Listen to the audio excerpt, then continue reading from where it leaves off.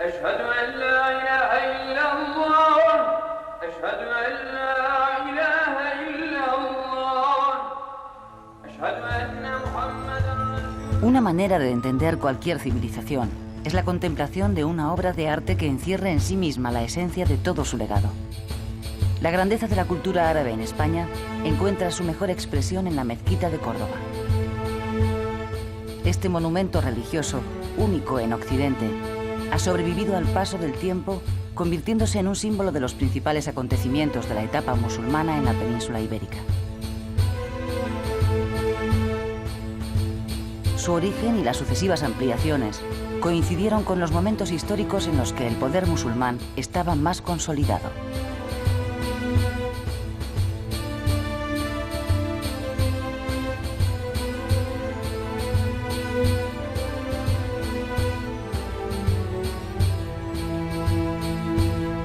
Aparte de la mezquita, quedan pocos restos de la antigua Córdoba musulmana. Pero los 8 siglos de permanencia del mundo islámico en la península han dejado importantes huellas en la cultura española. Córdoba, en su época de mayor esplendor, era tan bella y tan opulenta que solo la capital del Imperio bizantino, Constantinopla, podía superarla. Córdoba albergó en su tiempo un estado hispano-árabe unificado bajo la dinastía de los omeyas. La capital califal transmitió todo el legado árabe, conservándose en la actualidad, además de la mezquita, una parte de las antiguas murallas y ciertas calles que recuerdan por su trazado a los barrios comerciales de la Córdoba califal.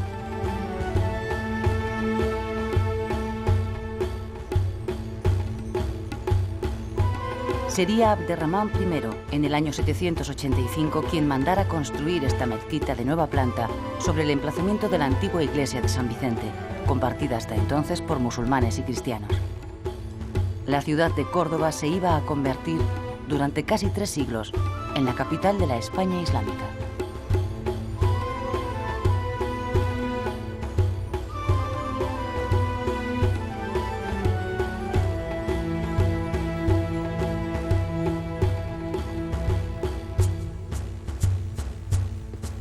La época de mayor esplendor de la civilización musulmana en la península se produjo entre los años 929 y 1031.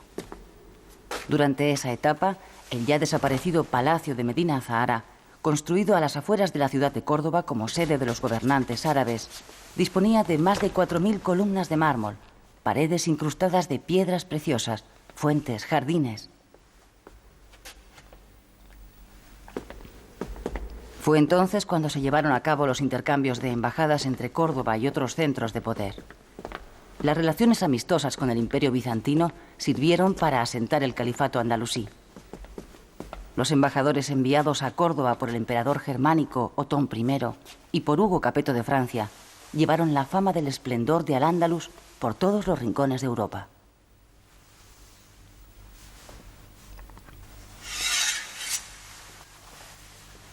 Siempre que el califa quería impresionar a sus visitantes, hacía mover una bandeja llena de mercurio situada en el centro de la estancia.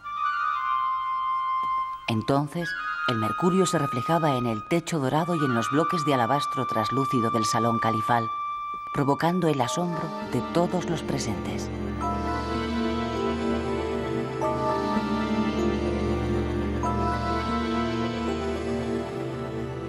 Mucho antes, a principios del siglo VII y mientras en la península ibérica San Isidoro de Sevilla se encontraba en la cúspide de su producción intelectual, como máximo exponente de la cultura visigoda, en la lejana Arabia, Mahoma empezaba a predicar el Islam, en un territorio en el que cada tribu adoraba a sus propios ídolos y dioses.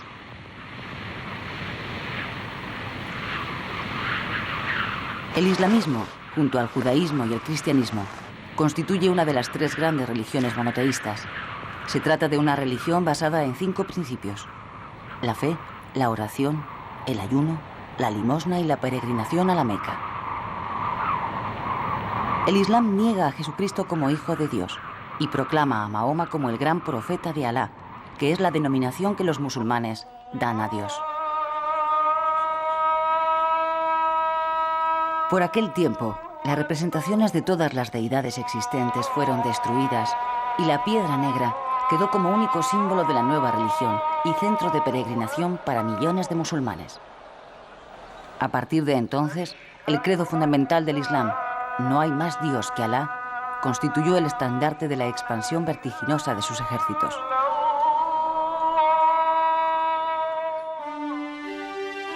Solo 80 años después de morir Mahoma, los ejércitos de Alá habían conquistado Arabia, Mesopotamia, Siria, Palestina, la península del Sinaí, Egipto, Persia, Armenia y Tripolitania, llegando hasta el sur del Punjab.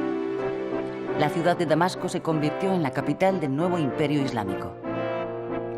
En Occidente ganaron la ciudad de Cartago y el resto del Magreb. Tánger se conquistó en el año 708, y una vez tomada esta población, el paso a la península ibérica se convirtió en un eslabón más del proceso expansivo de la civilización musulmana. El rápido avance del Islam fue posible gracias a la debilidad de los imperios a los que hubo de enfrentarse, el imperio persa y el imperio romano de Oriente o bizantino, desgastados después de 20 años de guerras entre sí.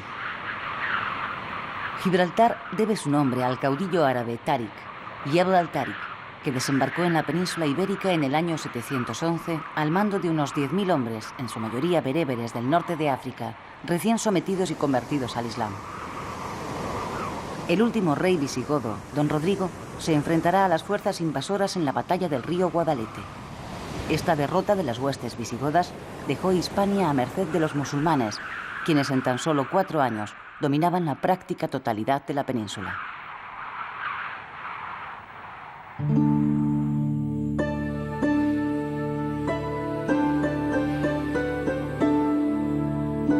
Esta ermita de Quintanilla de las Viñas, en Burgos, construida en el último periodo de la monarquía visigoda de Toledo, es relevante por las incógnitas que plantea. Varada en el tiempo, es mundo romano y visigodo a la vez. Su aspecto de obra inacabada podría simbolizar la interrupción de la cultura hispano-visigoda. Sin embargo, no todo fueron batallas en el avance musulmán.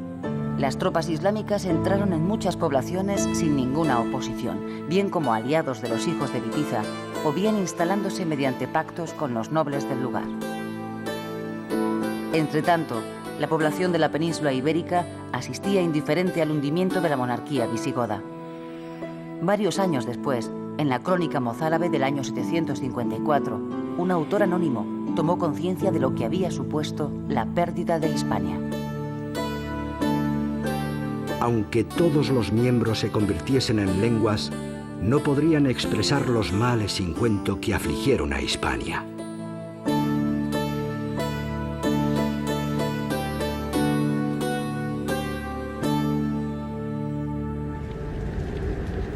La imparable expansión islámica encontraría el punto final en la ciudad franca de Poitiers.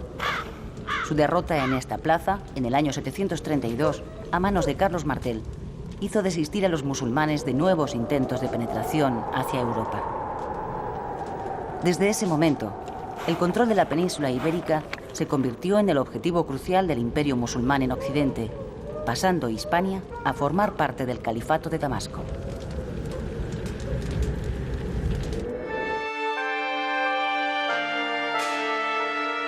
Tal vez se idealice la batalla que tuvo lugar en estas montañas de Covadonga, que en realidad no pasó de ser una pequeña escaramuza sin la menor importancia para los gobernantes de Al-Ándalus. Lo cierto es que posibilitó la creación de una pequeña monarquía de carácter neovisigótico en Asturias en torno al noble y caudillo local don Pelayo. ¿Cuál sería la razón de que los ejércitos islámicos no pusieran más empeño en conquistar estos últimos focos de resistencia cristiana?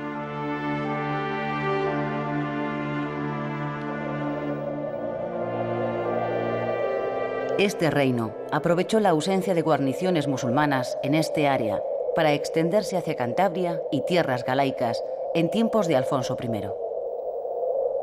Los gobernantes islámicos instalados en Córdoba no vieron ningún peligro en aquella pequeña monarquía que había heredado y reunido unos principios religiosos y políticos de raíz hispano-goda. Además, las incursiones en la planicie de la cuenca del Duero consiguieron la retirada de la escasa población bereber de esa franja, formándose una zona baldía de protección ante posibles ataques musulmanes. Se establecieron en la península ibérica dos comunidades distintas que durante el espacio de 8 siglos mantendrán luchas encarnizadas, periodos de paz, pactos o conversiones religiosas, unas verdaderas y otras falsas. Pero siempre, cristianos y musulmanes se entremezclarán de manera irremediable.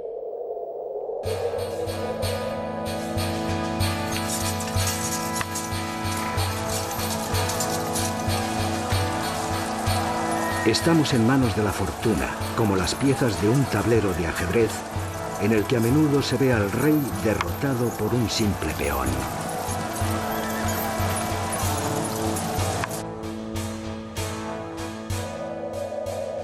En juego estaba no solo el territorio, sino la primacía de una religión, el islamismo o el cristianismo. Desde el monasterio de Santo Toribio de Liébana vendría la reacción a la nueva fe implantada por la llegada de los árabes. La Iglesia, que había sido la institución más perjudicada por la penetración musulmana, consolidará entre los años 780 y 820 su posición real y teórica en el naciente reino asturiano. 2 circunstancias ayudaron a ello. La primera se sustentó alrededor de la polémica surgida en torno a una teoría que, alentada desde un Toledo dominado por los musulmanes, buscaba la conciliación de las 2 religiones. Esta herejía, que propuso considerar a Jesucristo solo como hijo adoptivo de Dios, encontró la categórica contestación de Beato de Liébana. Este monje mozárabe creó una obra comentada sobre el Apocalipsis que se hizo famosa en todo Occidente. La obra sería copiada, embellecida e ilustrada durante más de 4 siglos en los monasterios del norte cristiano, dando lugar a numerosos manuscritos, varios de los cuales han llegado hasta nosotros.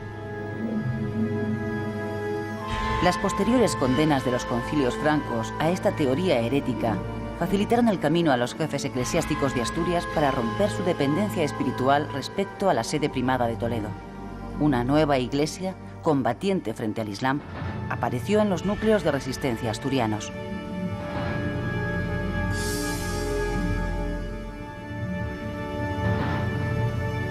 Frente a un Islam iconoclasta, contrario al culto de las imágenes sagradas, los beatos crearon buena parte de la iconografía cristiana. Sus páginas iluminadas guardan muchas claves de los inevitables enfrentamientos entre cristianos y musulmanes. La segunda circunstancia que consolidó la situación de la jerarquía eclesiástica fue la noticia del hallazgo en Galicia, a comienzos del siglo IX, del sepulcro del apóstol Santiago en un monte cercano a la recién creada sede de Iria. El lugar, Compostela, se convirtió enseguida en ruta de peregrinaciones. Más tarde, a comienzos del siglo XII, Santiago Matamoros será el símbolo de la resistencia cristiana frente al Islam, y el Camino de Santiago se convertirá en una vía importantísima de comunicación cultural, económica y religiosa con el resto de la Europa cristiana. A partir de la invasión musulmana del año 711, la mayor parte de la península ibérica se integró dentro del califato de Damasco. Los árabes denominaron a este territorio Al-Ándalus, que significa al que Dios guarde. El asentamiento progresivo en la península de árabes, bereberes o sirios dio paso a un periodo de luchas tribales que los musulmanes trasplantaron desde sus lugares de origen al territorio hispánico. Algo parecido sucedía en Damasco. La revolución de los abasíes en el año 750 acabó físicamente con los miembros de la familia omeya, trasladando la capital del califato a Bagdad. Solo un joven de apenas 20 años, Abderramán, consiguió escapar con vida de aquella matanza y huyó hasta desembarcar en la península. Abderramán entró en Córdoba, a la que fortificó, convirtiéndola en la capital del emirato. Allí fue proclamado emir, fundando la dinastía de los Omeya, que gobernaría Al-Ándalus hasta el año 1031. El origen de la mezquita de Córdoba está ligado también a Abderramán I. Sus dimensiones no eran todavía tan impresionantes como en la actualidad, pero el arte andalusí brillaba en todo su esplendor. Durante esta época se consolidó un territorio peninsular árabe, islámico e independiente del califato de Bagdad. No obstante, después de un periodo de estabilidad, la confrontación entre las diversas tribus sería inevitable, lo que socavó los cimientos del Estado andalusí.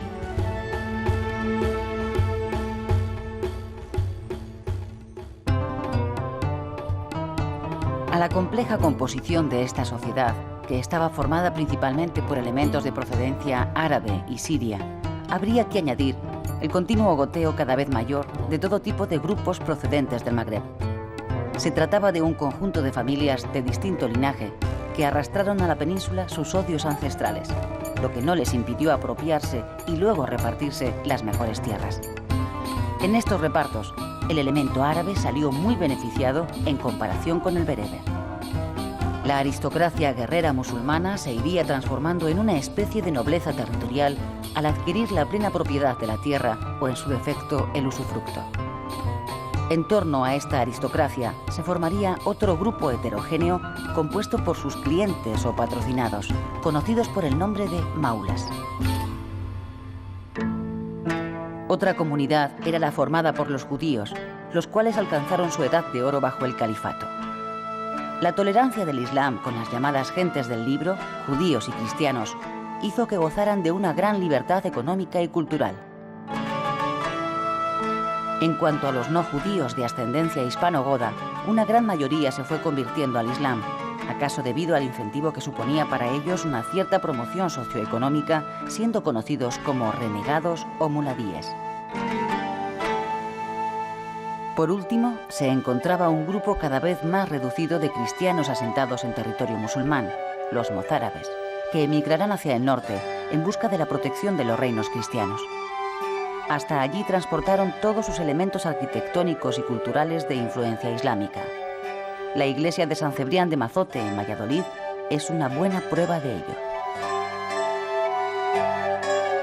Estamos, pues, ante una sociedad híbrida compuesta por diversas etnias, 3 religiones y 2 culturas, la musulmana y la cristiana.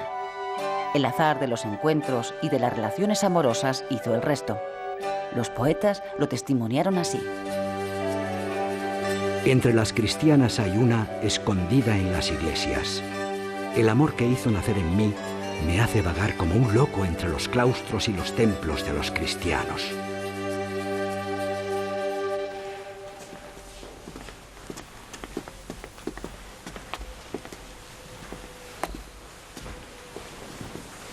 En definitiva, se trataba de una sociedad muy difícil de conciliar, aunque por fortuna también se gestó otra sociedad multirracial o multicultural que serviría de nudo entre Oriente y Occidente.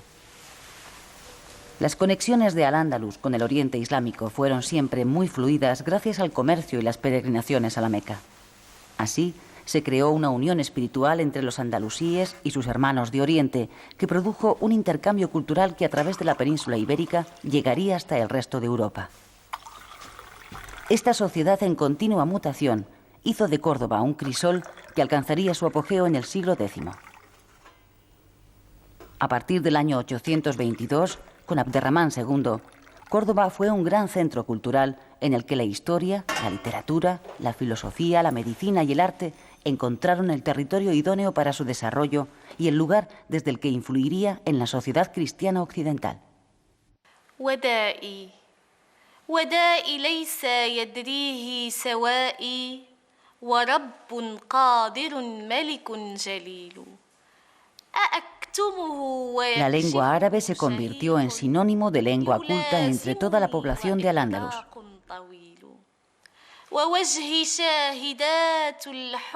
Esta constituyó una pieza clave en la implantación del Islam, y pese a que la mayoría de la población hablaba en lenguas romances, hablar árabe se convirtió en modelo de refinamiento y erudición.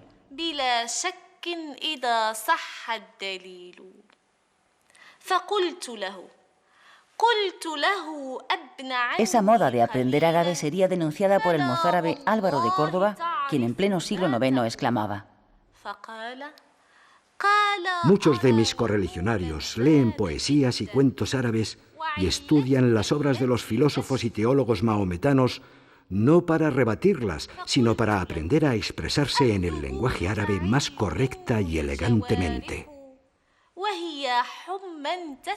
Máximas como busca el saber desde la cuna hasta la tumba iban a marcar la tónica cultural en Al-Ándalus y en especial en Córdoba, en donde abundaban los hombres de letras y de ciencias. Las traducciones del griego al árabe y del árabe al latín que se llevaron a cabo en Al-Ándalus fueron también importantes en el florecimiento posterior de las escuelas europeas, como las de París, Oxford o Estrasburgo. Por esta vía llegó también a Europa el pensamiento de filósofos griegos como Aristóteles.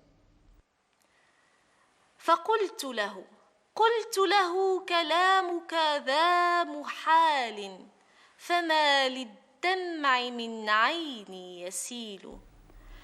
El emir Abderramán II y los califas Abderramán III y Al-Hakam II fueron al mismo tiempo grandes eruditos y coleccionistas de las últimas novedades literarias. Asimismo, mandaron traducir las principales obras de la antigüedad clásica, crearon bibliotecas y levantaron notables mezquitas o centros de estudio de teología islámica. Apenas existió un político importante que no compusiera poemas, y las reuniones poéticas eran habituales en los palacios califales.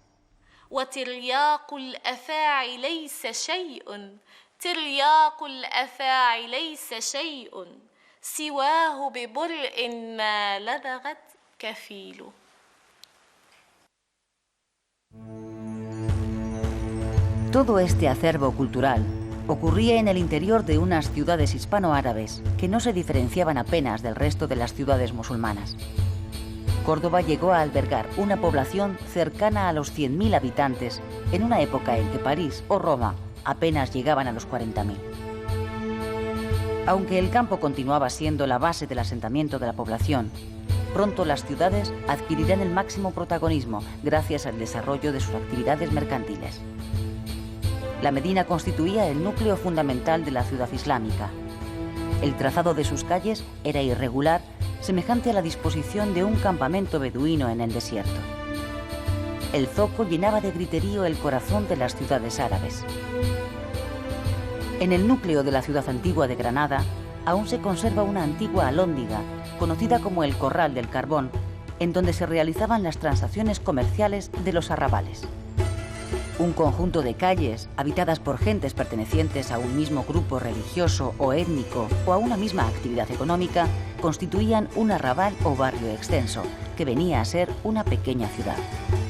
La serie de arrabales, relativamente autónomos, se distribuían en torno a un núcleo central, la Medina, que incluía la mezquita mayor, la alcaicería, lugar donde se venden los productos más valiosos como la seda, y los edificios destinados a depósito de mercancías.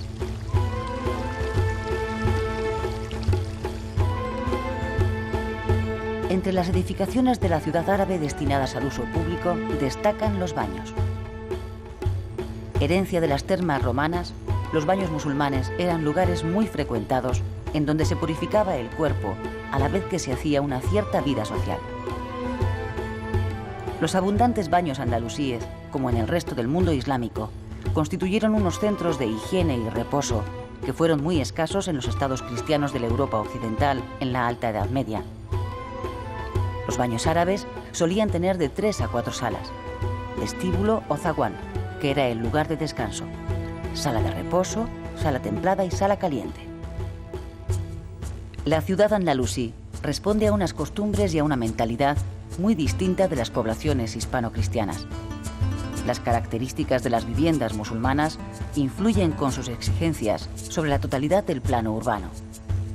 La proximidad de las construcciones y la falta de aire que reflejan sus fachadas queda suplida por los patios interiores amplios, luminosos y en ocasiones ajardinados.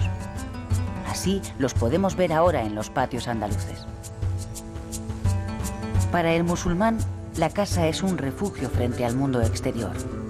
Vertida hacia sí misma, la vida se desarrollaba en torno al patio central, en las terrazas o en los sobrados.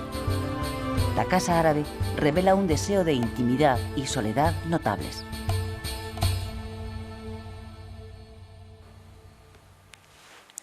باب طي السر يلوم رجال فيك لم يعرفوا الهوى. Y es en ese contexto donde la poesía árabe alcanza la perfección, cuando sus formas se llenan de esa vida que brota del centro del espíritu arábigo. Como muestra de la erudición de esta época, sobresale el poeta, jurista, historiador, teólogo y filósofo Ibn Hazm de Córdoba, autor de El collar de la paloma, un tratado sobre el amor y los amantes fechado en la ciudad de Shatiba el año 1022. En sus más de 400 obras se muestra con un lenguaje crítico y mordaz contra el poder y la pobreza de espíritu. En Sobre la guarda del secreto, el poeta Ibn Hazm escribiría estos versos: las gentes saben que soy un mancebo enamorado, que estoy triste y afligido, pero ¿por quién? Cuando ven cómo me hallo se cercioran, pero si indagan se pierden en conjeturas. Mi amor es como un escrito cuyo trazo es firme, pero que se resiste a la interpretación. O como la voz de la paloma en el boscaje que repite su canción de rama en rama y cuyo murmullo deleita nuestros oídos, pero cuyo sentido es enigmático y oscuro. Me dicen: por Dios, dinos el nombre de aquel cuyo amor alejó de ti el sueño tranquilo. Pero nunca, antes de que logren lo que desean, habría de perder la razón y afrontaría cualquier desventura. Siempre estarán en la desazón de la duda, tomando la sospecha como certidumbre y la certidumbre como sospecha. تلد بأفواهه أسماعنا ومعناه مستعجم لم يبن. La incorporación de la península al imperio musulmán permitió recobrar la vocación mediterránea que los godos habían desviado y volver a las antiguas rutas del comercio. Las transacciones comerciales entre la sociedad musulmana y la cristiana fueron continuas. La afluencia de objetos valiosos llegados a los reinos cristianos desde Al-Ándalus puede observarse en la cantidad de bienes suntuarios que se conservan en monasterios o catedrales. Por lo que se refiere a las relaciones con el resto del mundo musulmán, la Hispania islámica parece reclamar solo objetos lujosos, a la vez que exportó, sobre todo a Egipto, la madera necesaria para las construcciones navales. La explotación de los bosques sirvió para desarrollar una notable industria naval, como lo demuestra la importancia de las atarazanas de Sevilla, Tortosa o Alcázar do Sal. Al-Ándalus era vista en el siglo X como generosa en seda, dulce de miel, completa de azúcar, iluminada por cera de candelas, abundante de aceite, alegre de azafrán.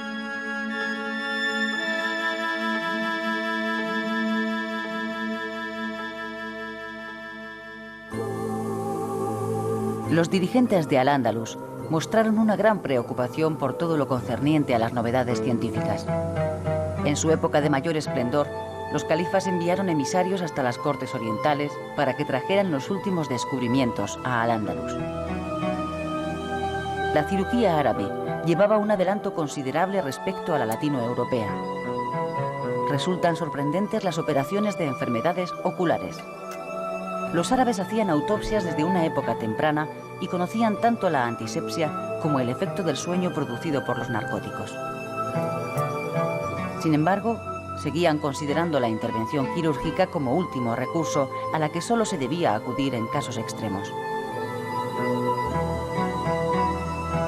Por su parte, la medicina y la farmacopea se renovarán con la traducción de la materia médica del Tratado de Dioscórides, regalo del emperador bizantino Constantino VII a Abderramán III. Antes de la venida de los árabes, la riqueza en minerales de la península ibérica había provocado la llegada de numerosos pueblos mediterráneos.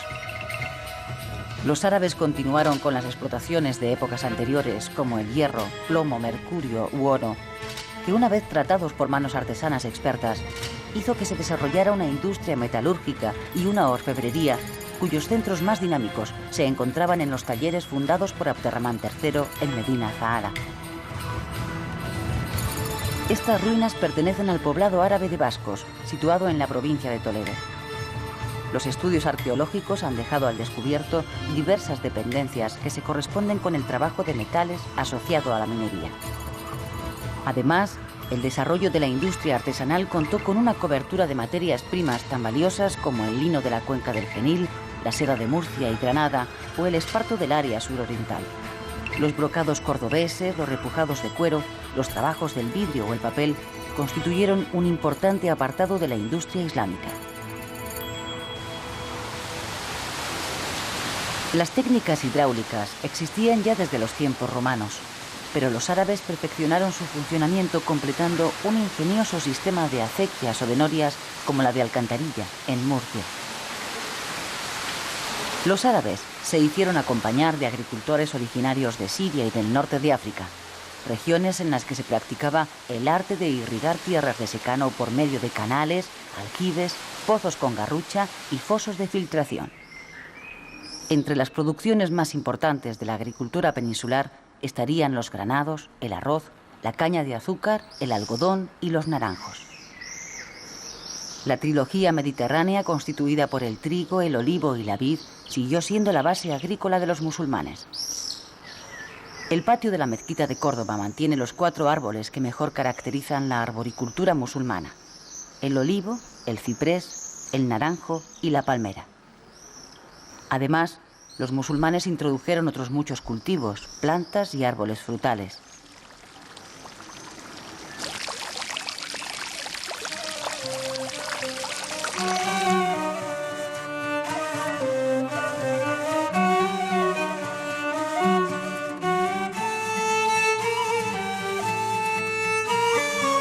¿Por qué los árabes continuaron el cultivo de viñedos como en épocas precedentes? Pese a la prohibición coránica de beber vino, todas las clases sociales lo hacían. La ebriedad provocada por el vino podía ser parábola de éxtasis espiritual. La mística islámica ha utilizado tanto la poesía amorosa como la báquica en el sentido figurado. Eran pesados los vasos cuando vinieron a nosotros, pero cuando estuvieron llenos de vino puro, se aligeraron y estuvieron a punto de volar con lo que contenían, del mismo modo que los cuerpos se aligeran con los espíritus.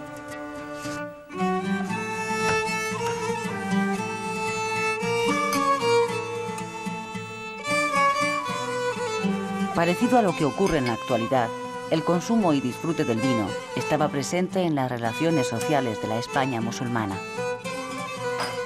Dentro de este contexto intimista, merece destacarse al célebre músico Ziryab, que revolucionó las modas del vestir, la cocina y la cosmética.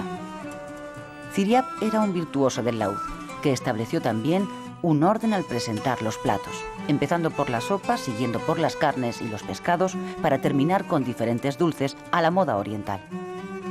Además, hizo usar depiladores, dentífricos y perfumes.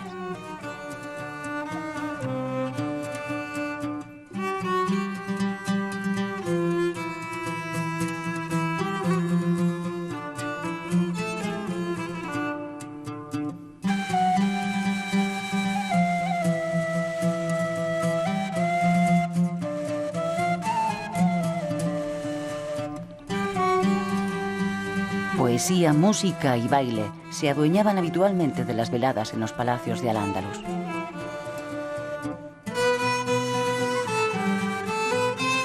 ¿Cuántas veces muchachas jóvenes, blancas y morenas, hacían con mi alma lo que hacen las hojas blancas de las espadas y las puntas morenas de las lanzas?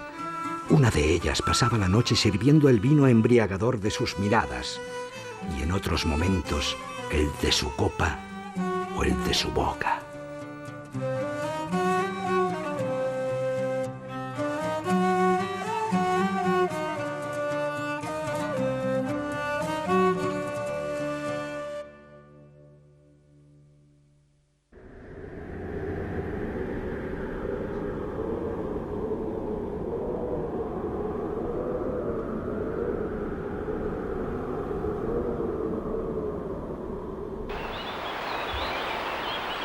En las montañas de León, en la tierra que separaba a los musulmanes de los incipientes reinos y condados cristianos, se enclava el monasterio mozárabe de Santiago de Peñalba. Al mismo tiempo que el reino de Asturias se consolidaba en torno a la cordillera cantábrica, en el área pirenaica, vascones orientales, navarros y grupos de hispani, los que más tarde se denominarán aragoneses y catalanes, crearon a partir del siglo IX una serie de condados al margen de los emires cordobeses que desembocarán en el reino de Pamplona y en los condados que integrarán la llamada Marca de Septimania o Marca Hispánica. Serían los mozárabes los que promovieron el culto al apóstol Santiago impulsando las primeras peregrinaciones al sepulcro y convirtiendo el Camino de Santiago en la vía cristiana más importante de intercambio cultural. La mayoría de los monasterios que se levantaron en los nuevos territorios conquistados tenían su estilo, siendo asimismo monjes mozárabes los que trabajaron de copistas en todo tipo de obras que ayudaron a conformar el pensamiento cristiano de la Edad Media. Los mozárabes no solo aportarían a estas tierras un tipo de arte de clara influencia islámica, sino que llevaron la idea de reconquista contra el imperio musulmán.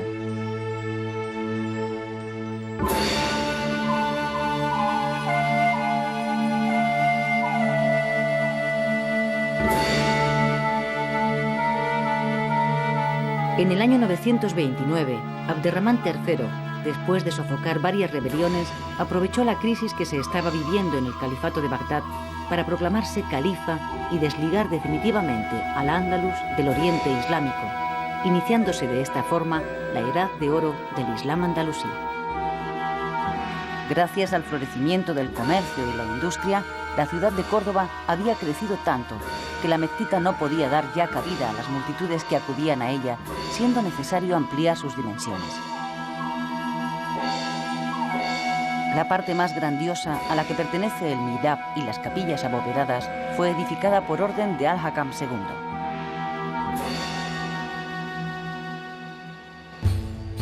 Con la llegada de este segundo califa, se realizó una nueva ampliación en la mezquita. Córdoba iba a alcanzar su máximo apogeo cultural y político. Más tarde, la debilidad de carácter de su sucesor, Hixam II, puso el gobierno en manos de Almanzor, quien dobló el tamaño de la mezquita de Córdoba. Almanzor, el victorioso, que así se le conocía por sus triunfos sobre los cristianos, llegaría hasta Barcelona saqueando la ciudad. Por el noroeste atacó Galicia y tomó Santiago de Compostela, destruyendo la iglesia donde se veneraban los restos del apóstol, aunque respetara su féretro. Almanzor encontró su muerte tras la batalla de Calatañazor en el año 1002. Con su muerte empiezan de nuevo los enfrentamientos entre las tribus islámicas.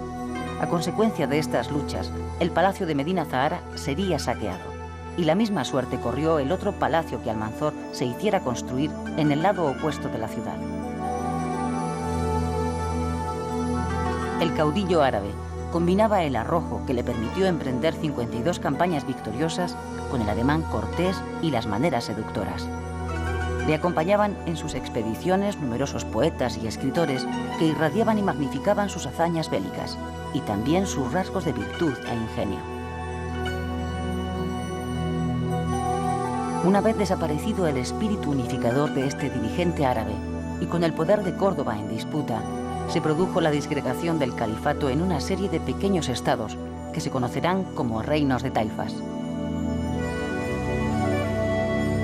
Me he detenido en Al-Zagra llorando y meditando, como si me lamentara sobre miembros dispersos de mi propia familia. Oh Zagra, he dicho vuelve, y ella me ha contestado, ¿acaso vuelve lo que está muerto?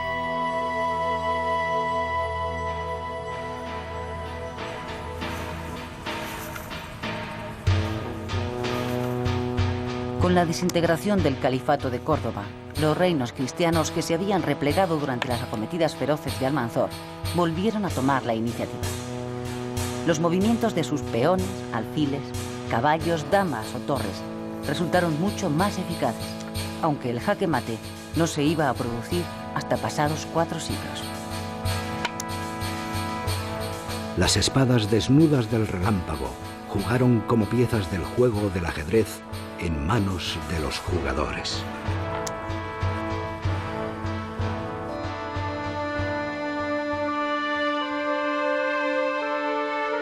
¿Cómo fue posible que Asturias, poco después de hacerse efectiva la conquista de la península por los ejércitos musulmanes, se comportara ya como un reino independiente del poder del Islam?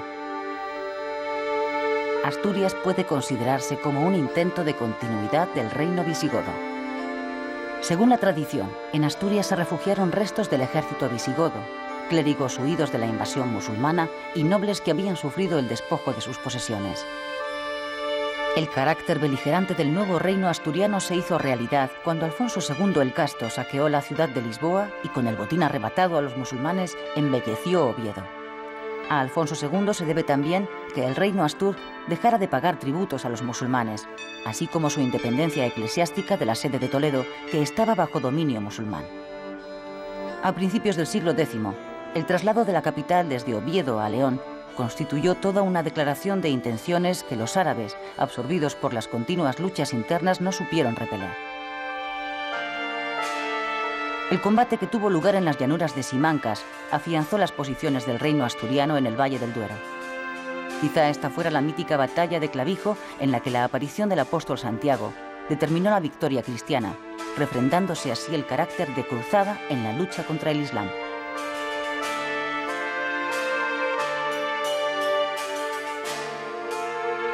San Julián de Prados se construyó durante el reinado de Alfonso II.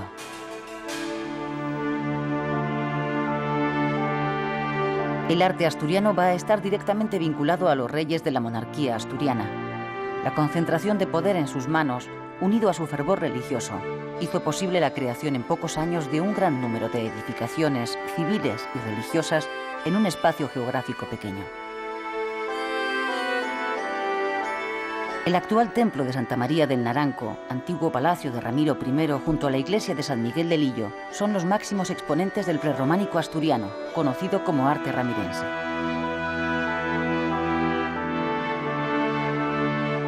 La pretensión por parte de los monarcas asturianos de constituirse como una continuación de la monarquía visigoda se verá truncada cuando Alfonso III es destronado por sus propios hijos y se dividen el territorio, proclamándose reyes de León, Asturias y Galicia respectivamente.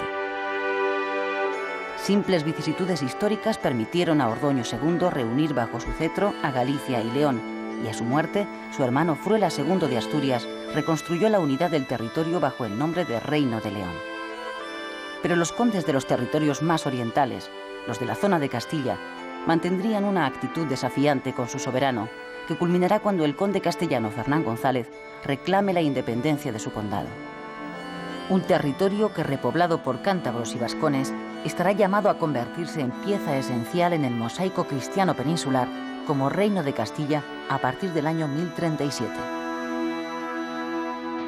Sobre el tablero peninsular, cristianos y musulmanes compiten por cada cuadrícula de tierra. El ejército ha producido tal conmoción sobre la tierra de los enemigos que el suelo ha sentido un profundo terror.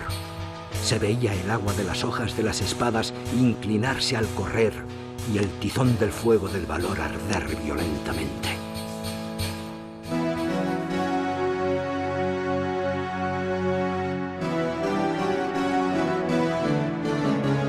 Los núcleos de resistencia pirenaicos y orientales de la península nacen de la conjunción de dos elementos diferentes entre sí. Por un lado, estaba la resistencia natural de los vascones a todo dominio que proviniera del exterior. Y por otro, la influencia de los francos, que después de su victoria en Poitiers, habían ido recuperando los territorios del sur de las antiguas Galias hasta llegar a los Pirineos.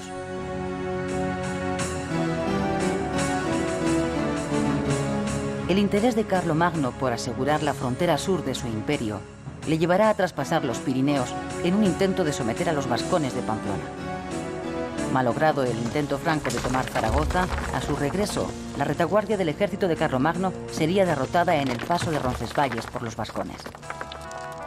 Esta hazaña épica, que tuvo una gran repercusión en Occidente, sería inmortalizada en la conocida Canción de Roldán. Se trata del más antiguo cantar de gesta conservado en Francia. La Canción de Roldán fue escrita probablemente a comienzos del siglo XII, unos 30 años antes del Cantar de Mio Cid. El fracaso de Carlomagno en Occidente se vería compensado en el otro extremo del área pirenaica, Urgel, Cerdaña y Gerona. Los pobladores de estas zonas, ante la amenaza que constituía el poder de los musulmanes, optaron por buscar el apoyo del Imperio carolingio. Barcelona sería conquistada en el año 801 por Luis el Piadoso, hijo de Carlomagno, ciudad que a partir de entonces se convertiría en plaza fuerte fronteriza y sede condal. Los condados de la Marca hispánica, alejados del centro del poder franco y situados en una frontera peligrosa expuesta a los ataques musulmanes, gozaron de amplia autonomía. El eje formado por los condados de Barcelona, Gerona y Ausona permanecerá siempre unido, constituyendo la base de la futura Cataluña medieval. En torno a la figura de Bifredo, el Velloso, fundador de monasterios como el de San Juan de las Abadesas y Ripoll, donde está enterrado, se gestará la leyenda de los orígenes del escudo de Cataluña, que después se convertiría en símbolo de todo un territorio. La personalización del poder como patrimonio de un linaje que a su vez era el propietario de las tierras, permitió a los condes repartir la herencia entre sus hijos. De este modo, los territorios se unían o desunían según los fallecimientos, bodas o simples acuerdos que acontecían en el seno de las familias condales.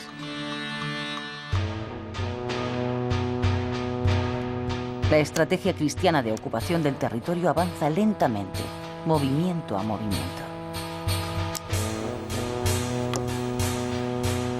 Mira el campo sembrado, donde las mieses parecen al inclinarse ante el viento, escuadrones de caballería que huyen derrotados, sangrando por las heridas de las amapolas.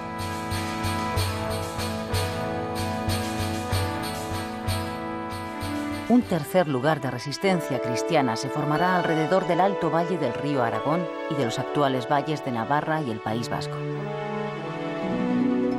El rescoldo de las tribus vasconas prerromanas acabó creando un reino independiente que poco a poco se iba a convertir en una sociedad en proceso de transformación.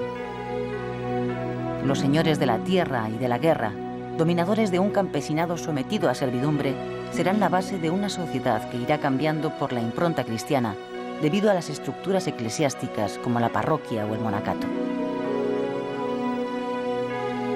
Desde el siglo IX consta la existencia del monasterio de San Salvador de Leire, cuyas partes más antiguas están bajo las actuales. Más tarde fue sede y corte del señorío pirenaico y panteón regio de los monarcas pamploneses. Desde el siglo X se había tomado la costumbre de que el obispo de Pamplona fuera elegido entre los monjes de Leire, dada la seguridad precaria de la capital. La monarquía siempre se sintió vinculada a él.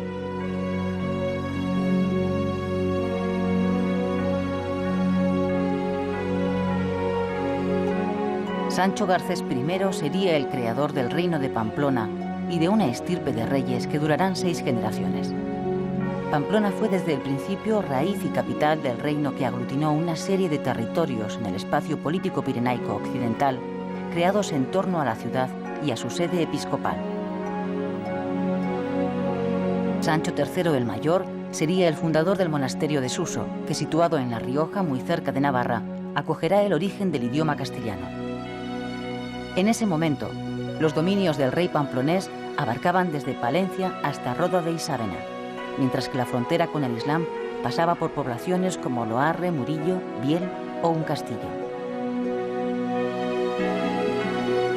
Sancho III llegó a intitularse Rey de las Españas a raíz de su matrimonio con Doña Sancha, heredera del condado de Castilla. Pamplona era entonces el reino cristiano más poderoso de la península. El testamento de Sancho III el Mayor, fruto de su política matrimonial y de sus conquistas, supuso la crisis del reino de Pamplona. A causa de esta herencia, se crea el nuevo reino, mucho más debilitado para su hijo mayor, García Sánchez III, un condado de Castilla para su hijo Fernando I, primer rey de Castilla, el reino de Aragón para su otro hijo Ramiro I, mientras que Sobrarbe y Ribagorza quedaban para su último hijo Gonzalo. A causa de esta sucesión nacían 2 nuevos reinos, Castilla y Aragón.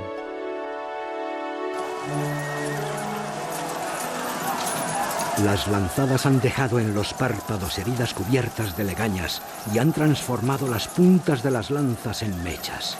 La sangre relucía como la mejilla de la tierra, como si cubriera de rubor, y el polvo se ensombrecía como si fuera col.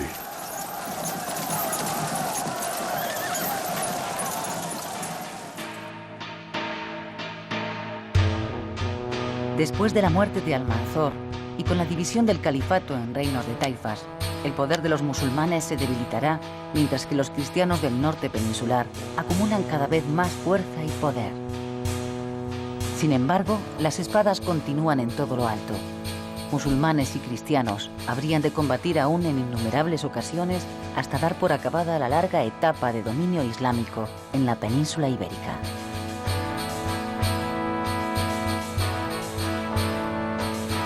¿No visteis que el peón de los infieles cristianos había hecho dama, mientras que nuestro rey estaba en las últimas casillas en jaque mate.